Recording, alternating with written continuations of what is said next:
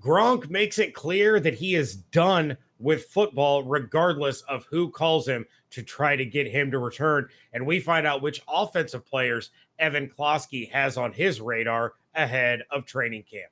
Let's go. You are Locked On Buccaneers, your daily Tampa Bay Buccaneers podcast, part of the Locked On Podcast Network, your team every day.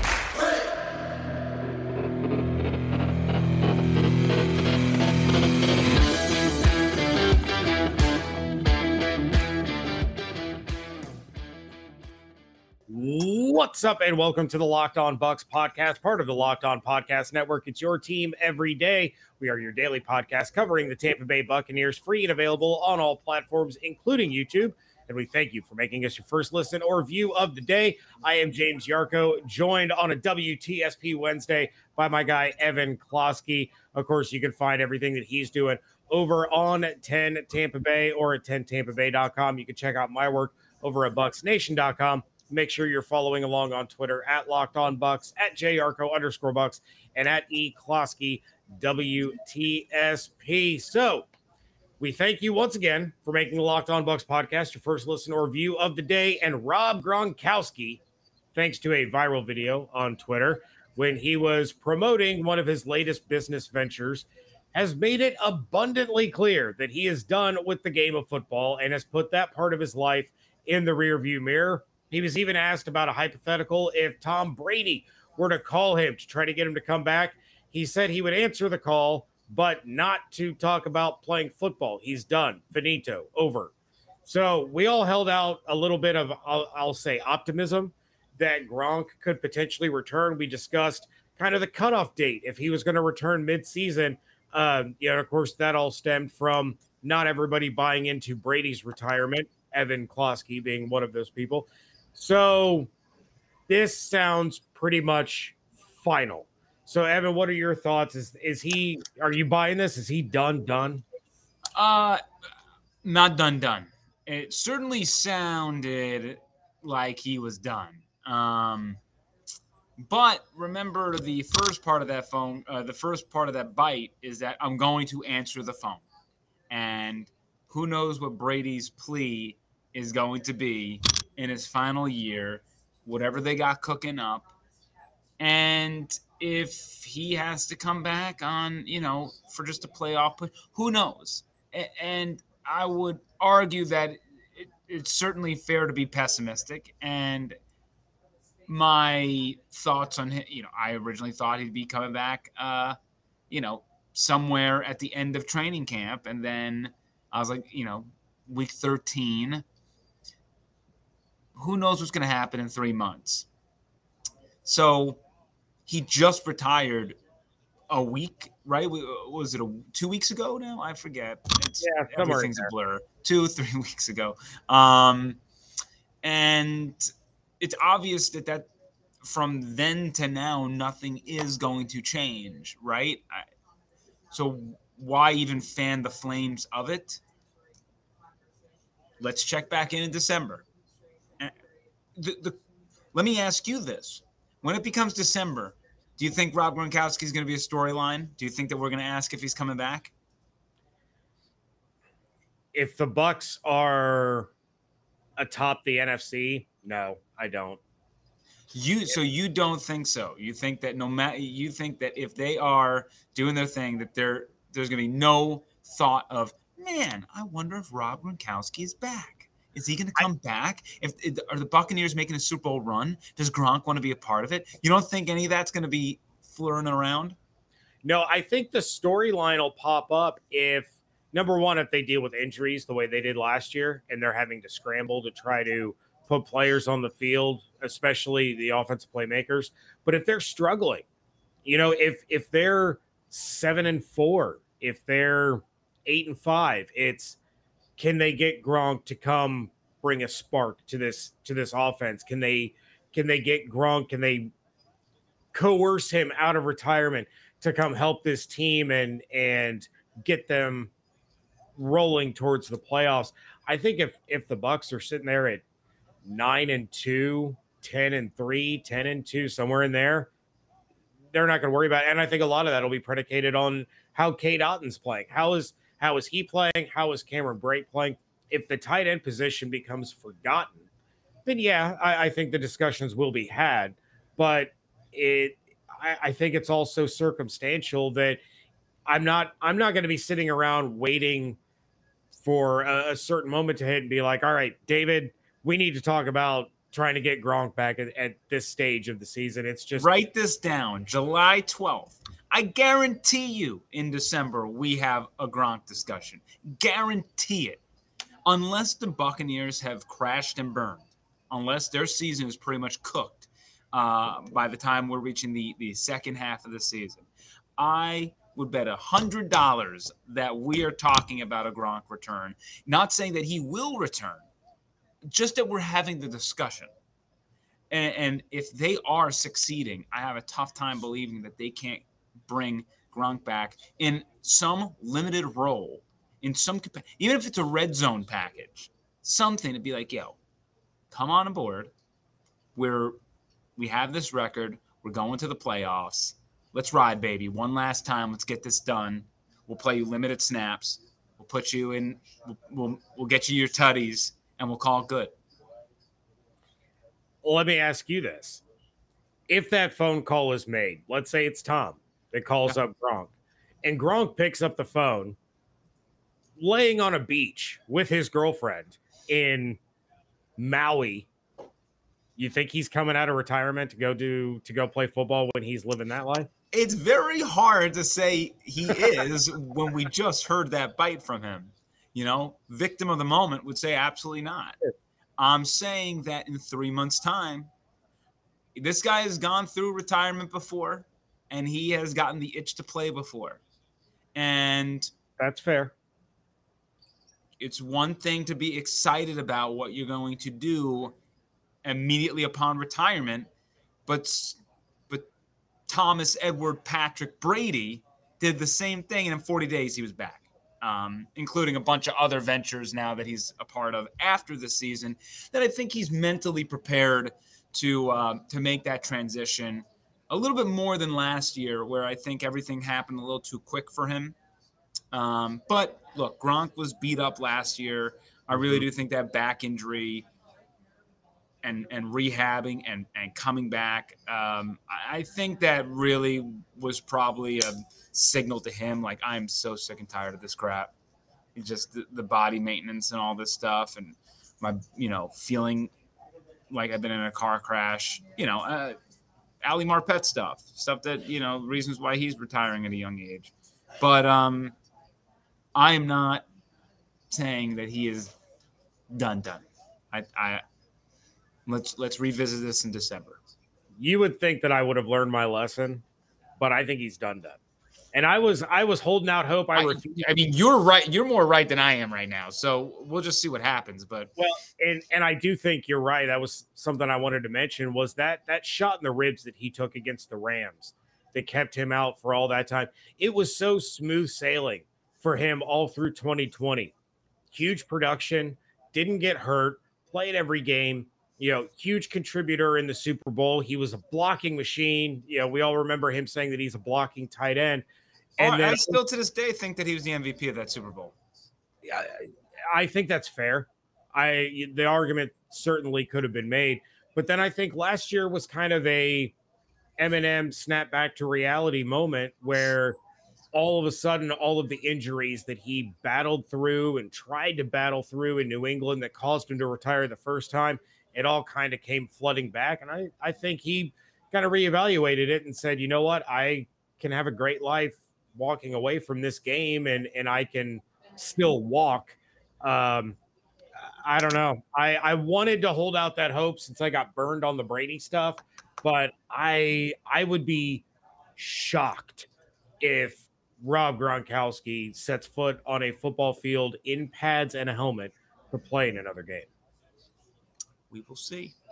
We will see. I think the probability is you being correct, but I'm not so sure to say that a dude who's in tip-top shape, who's still training, by the way, looks great. I don't know. I think it's a plan B for him right now. I think he's fully focused on plan A. But let's see. Put it in the show notes. And it would be a heck of a marketing tool, by the way, if he's so locked into these business ventures, similar to the Brady brand, said that as well. It is a huge marketing tool to be back in the game, peddling your stuff. That's the best PR to give yourself. Yeah. Well, I did put it in the show notes that on July 12th, Evan Klosky said that he would give James $100 if we're not having a Gronk coming back discussion in December. Be a heck of a New Year's Day present to you if it comes to fruition. It is there. Well, we are going to get to Evan's offensive players that he is looking forward to watching at training camp coming up in just a moment. But first, speaking of a little extra cash in your pocket, we've all been in a situation at some point in our lives when we are a little bit tight on the cash. Maybe you could only afford to put a few gallons of gas in your tank. You got another maybe just $100 on a Rob Gronkowski bet. Right, yeah, which will get you maybe a quarter of a tank right now. You're living paycheck to paycheck, struggling to make ends meet. It can be really stressful when unexpected expenses come up. Now, Dave can help get you out of a pinch when you really need it. Dave is the banking app that can help you get up to $500 instantly with extra cash. That's more money to fill your tank, buy a wedding gift, catch up on bills, whatever the issue may be. You can finally tackle those expenses that you've been stressing about without any hangups at all. There's no interest, no credit check needed. Millions of people have already downloaded the Dave app to get the financial relief they need with extra cash. So if you're in a pinch and need some help, download Dave and think of it as a helping hand from future you. Download the Dave app from the App Store right now. That's DAVE. Sign up for an extra cash account and get up to $500 instantly. For terms and conditions, go to dave.com/legal. Instant transfer fees apply. Banking provided by Evolve, member FDIC. Future you will thank you. Segment 2 here of the Locked On Bucs podcast. We thank you for making Locked On Bucs your first listen or view every day. David and I, on Tuesday's episode, started off listing our 3 players to watch in training camp, position by position. We covered quarterbacks and running backs in our first installment of this series that we're doing. Unfortunately, Evan, we don't get you for that much time as it's going to take us to go through all the positions, list off all these players. But you do have some offensive players you want to keep an eye on and some defensive players you want to keep an eye on. So while David and I are doing this series, you're able to interject here. And we're going to start off on the offensive side of the ball, since that's the side that David and I are starting with. And you're going to list off your players that you're really wanting to focus in on and really keep an eye on at any camp. Obviously, like David and I said on yesterday's episode, for those who may have missed it, everyone's with Tom Brady. Everyone's watching Mike Evans. Everyone's watching Devin White. Everyone's watching Antoine Winfield Jr. There are big names that everybody wants to watch. But which players are you watching with a more keen eye to see how they're fitting in, what they're doing? You know, are they going to usurp a starter? Are they going to make a case to be a bigger part of the offense or the defense? So let's go ahead, start on the offensive side of the ball, and your number one player that you're keeping an eye on at training camp. Yeah, and let me just say the disclaimer. Tom Brady is really important. There's a few more moving pieces this year than last year, so judging his chemistry is important, but with certain bodies out there and seeing how he interacts. So that's just a blanket statement. But as you said, I'm not worried about Brady. I'm not worried about Lenny. And I also want to give this disclaimer, right? You know, some training camp heroes and the angles that we create out of it, a lot of the times they fizzle as the season goes on. Ross Cockrell was the star of last year's training camp, and he did earn significant playing time in the first month of action, but, he started to kind of poop out there, and then his role was severely reduced. So I just want to throw that disclaimer out there. Number one has to be Cade Otton. The line that we are hearing, right, is that Tom Brady needs a week to figure out if this kid can cut it or not. Now, you can say, what about Ko Keefe? The fact is that Ko is probably going to be blocking.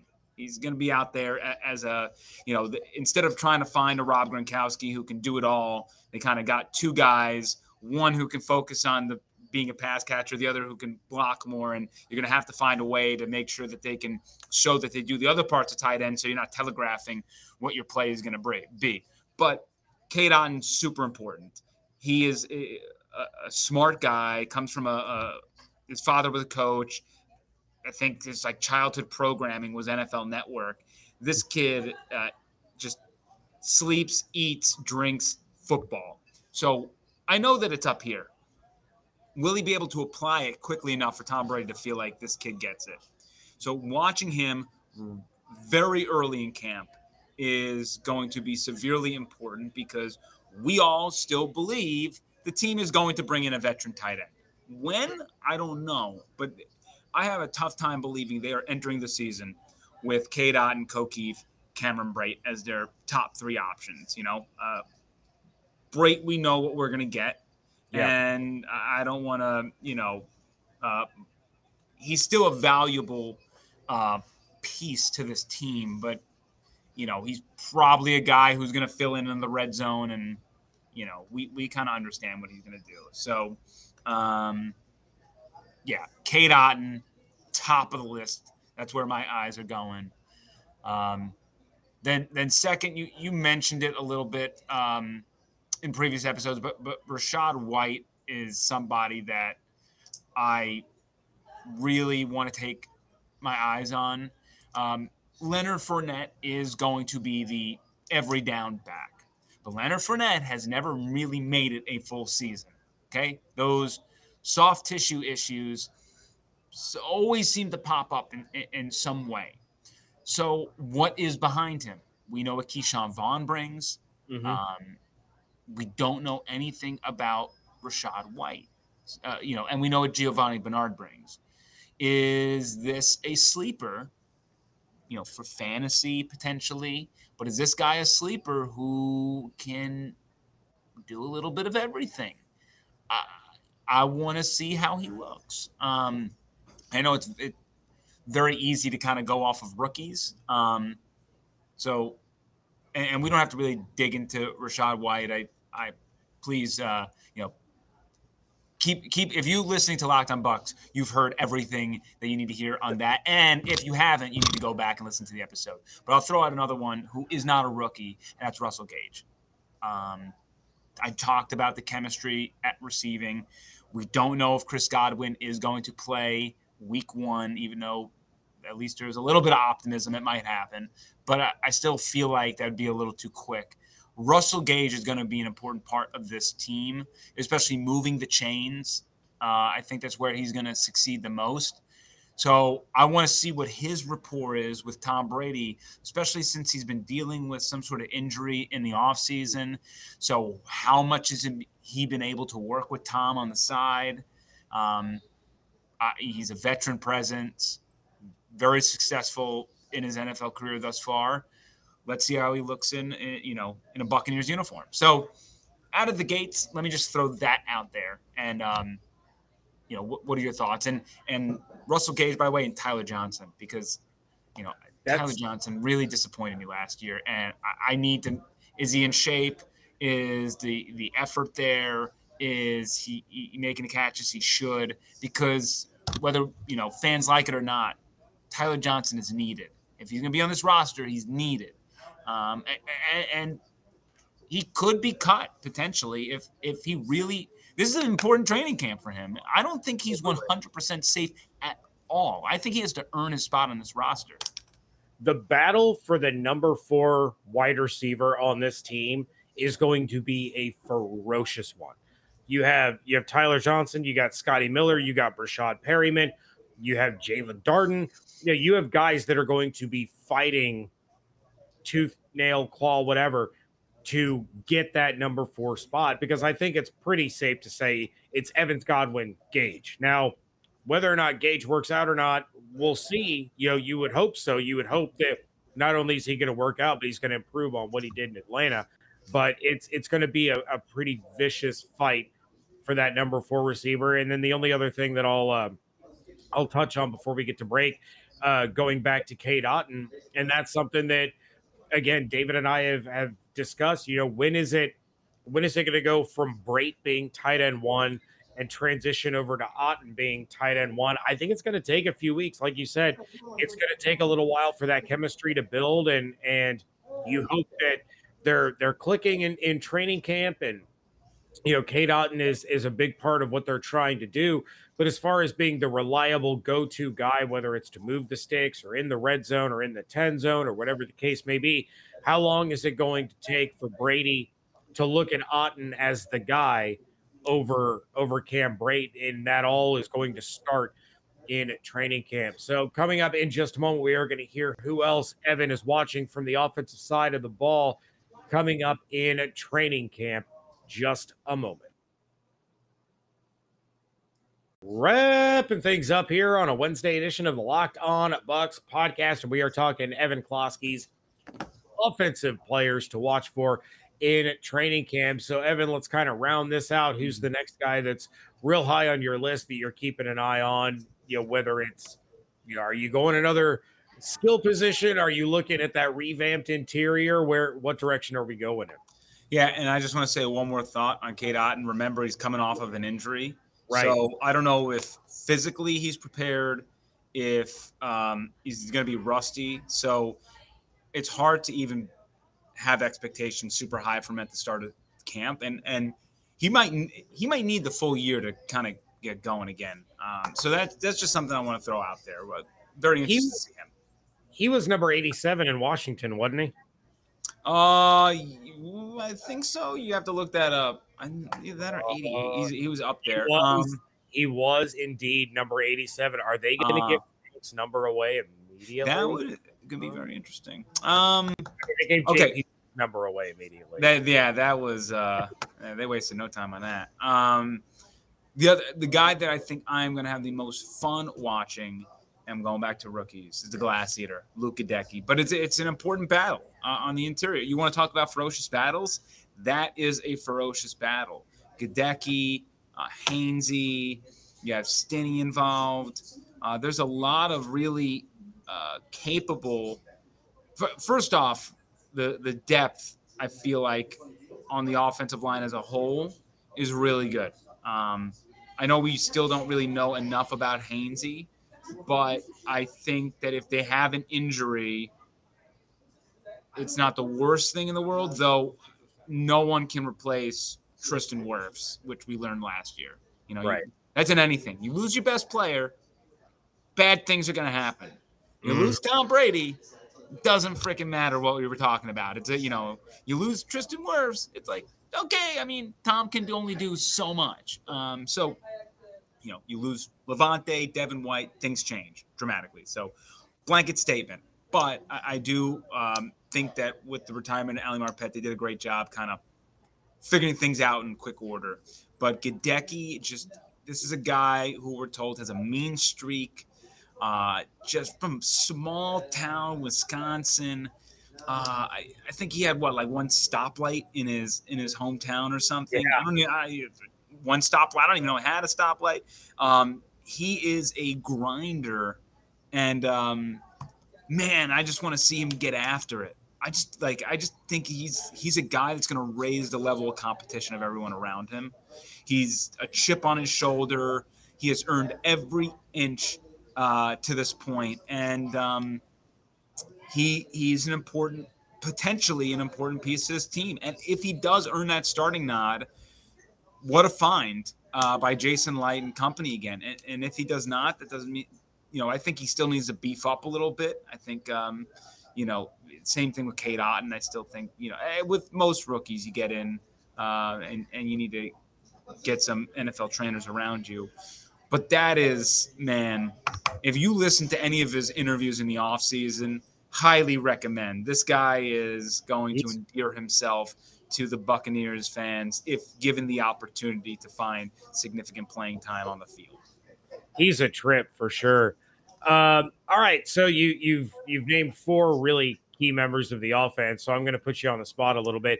If you had to handpick one of these guys put the Evan Klosky guarantee, or I send James $100 like the Gronk conversation stamp of this guy is going to finish as a Pro Bowler in 2022. Which one are you going with? Pro Bowler 2022. I will go with Mike Evans. Tom Brady. Oh, no, I'm talking about the guys that you named.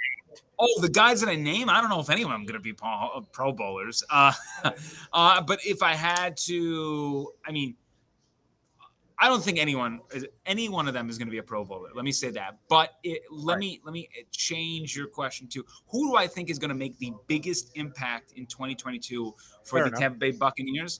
I will go Luka Decky. I think he's going to win that job. There's something about him. He's raw. He is authentic. And I just think that he's going to come out and he's going to whoop some ass. I really do. So I think the opening is there. I think the intangibles are there. And I'm really excited to see if he can win that job. But on the spot right now, I think when we look back at the names I just said, Gadecki, and I'm not counting Russell Gage because that's really unfair. He's established. Obviously, he's going to have opportunities. So I think Gage would be the obvious answer. So I'm just going off of the kind of the newbies and the new things that we're looking at. I don't know. If Gadecki wins that job, he could have a bigger overall impact than Gage. That's not a stretch by any means. Potentially, yeah. That direction. So, all right. Well, real quick, Evan, before we wrap things up, as I just saw a highlight of the Red Sox having like 9 errors on one play. I heard the Benny Hill theme playing in the background, but it was very impressive. It was impressively bad. But we're going to talk about another Tampa team really, really quick because as this show airs, NHL free agency begins. Andre Palat, by time you and I talk again on this show, is he a Lightning or is he somewhere else? I think he's a Lightning. I think they'll make it work. I think they'll figure it out. But I am not. I am 50-50 on it. And I think if they can just give him the years and maybe drop the money a little bit, give him the security that if they can, let's say somebody offers him, I'm going to be super quick on this. Somebody offers him 5 for 5, right? Let's just say that 5 for 5. If you can extend the years, then you theoretically can drop the money because you can spread it out over a longer period of time. Plus, you have Florida working in your favor with no state tax. And then you pretty much say, hey, Andre, we're going to make you a bolt for life. This deal is going to suck by the end of it, but whatever. We're in a win now mode. I don't care. We'll worry about the deal later. And worst comes to worst, they'll package him with a pick in the final 2 years of his deal and trade him and get him off the books. But a lot of Lightning fans would rather have Malkin, and I don't know. I mean, I get the name value, but it'll be interesting. It'll be interesting for sure. And I think two totally different types of players in my absolutely. Palazzi, look, you already lost Yanni Gourde. There are certain guys, we can talk about this with Buccaneers too. There's certain identity guys where what they bring to a team is way different than what you see on the scoring sheet or what you see in the box score. And Gourde was like that. Palat is like that. And sometimes it pays to have a playoff guy who just knows how to show up when the lights are brightest. It's the intangibles. They are worth something. So with that, all right, Evan, we are going to get out of here. We want to thank everybody for making Locked On Bucs your first listen or view of the day. Now make your second listen to Locked On NFL podcast, our national NFL experts and insiders. Keep fans dialed in with the biggest stories and the latest news from around the league because an offseason does not equal a break in action. David will be back tomorrow. If you have any questions, concerns, comments, you want to continue to remind him that golf is indeed a sport, you can do so by emailing us at lockedonbuckspodcast@gmail.com or give us a call and leave a voicemail at 813-444-5841. Check out everything Evan is doing over at 10tampabay.com and on 10 Tampa Bay. You can check out David's written work over at bucksgameday.com. I am over at bucksnation.com.